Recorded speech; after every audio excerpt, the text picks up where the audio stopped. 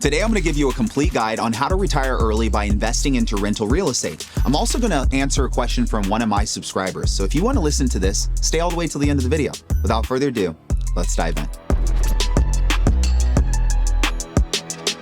All right, guys, if you want to be able to retire early by living off of real estate investments, you're going to first need to know roughly how much income you need to generate every single year to cover your expenses. I don't know why people don't start off with the math. A lot of people actually have no idea what their annual expenses are. If you're in this boat, then you should get out a pen and paper, a Google Doc, an Excel spreadsheet, create a full list with me of all your annual expenses. These expenses can include your mortgage, your utilities, your food cost, your average travel expenses, your vehicle costs, childcare, and much more. This isn't a one-size-fits-all thing. Some people live lavish lifestyles. It could take a lot more real estate income in order for them to retire early, and some people live extremely frugal lifestyles. It could take a lot smaller income for them to retire early and live comfortably. But I want you to get an idea of your annual expenses first. That's step number one. Before you move to step number two, please make sure you've done this. If you're going to invest into rental real estate with a traditional rental property mortgage, then we typically need a down payment of at least 15 to 20% of the property's purchase price. Now, I'm not going to talk about creative finance.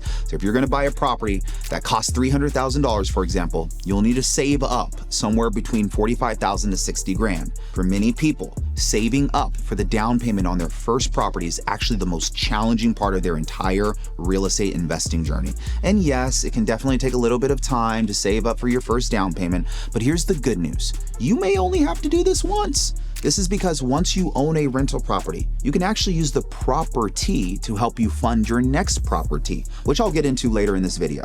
There are many different ways to save for the down payment of your first investment property. You could take a certain percentage of your paycheck and stash it away. Possibly get a second job, be a freelancer. Maybe you want to sell some of your belongings. You might really have some unique stuff in your household. But trust me, cash flow can be a lot more beautiful. So, step number two can be a little bit uncomfortable. You may have to work harder and live beneath your means, perhaps forego some vacations or sell some possessions.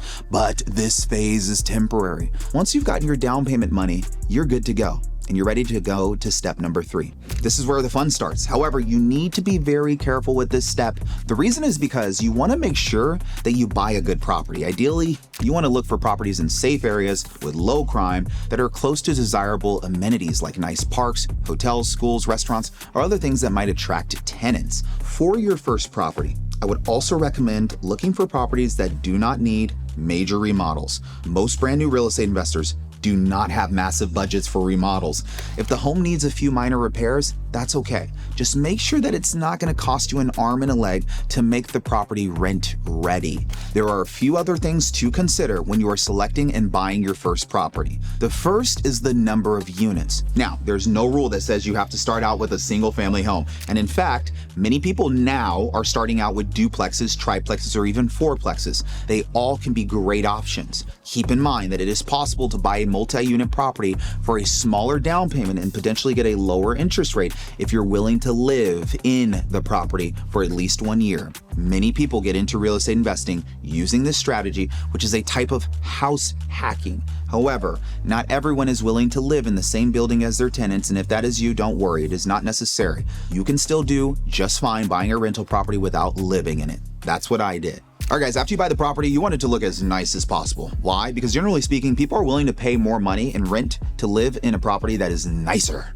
You can do things like paint the walls, add a few new appliances, maybe do some landscaping to improve curb appeal, upgrade the flooring, basic cosmetics. There are many different repairs and improvements you can make without breaking the bank. Not only can you potentially charge higher rent if you fix up the property, but the property can also potentially have a higher resale value when you go to sell it down the line, which can be massively beneficial for a new investor. So, investing in some light rehabs can go a long way in the world of rental real estate investing. You got to get used to this. All right, guys, once you have completed your renovations, you are ready to rent out the property. You can do this by advertising it on sites like Zillow, apartments.com. You'll get comfortable going to these websites. Hopefully, your apartment will get rented quickly and you can save money on advertising costs. However, you may need to increase your advertising efforts slightly if your units are not getting rented quickly. These are things to keep in mind. All right, guys, property prices tend to appreciate in America, and savvy real estate investors know how to take full advantage of this to acquire more properties. You see, as you continue to hold your rental property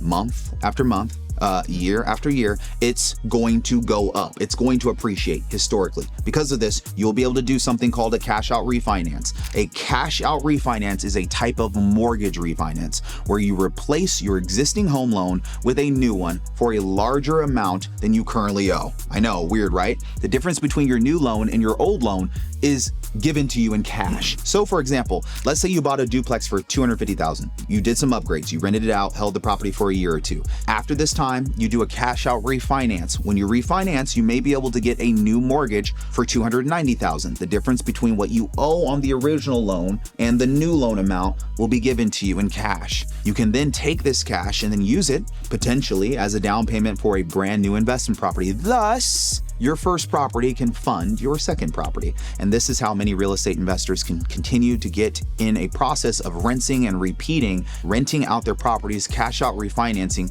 many times as they need to in order to fully replace income. Here's something else you need to consider. When you first rent out your property, you may not have huge profit margins. Gosh, I wish someone would have told this to me.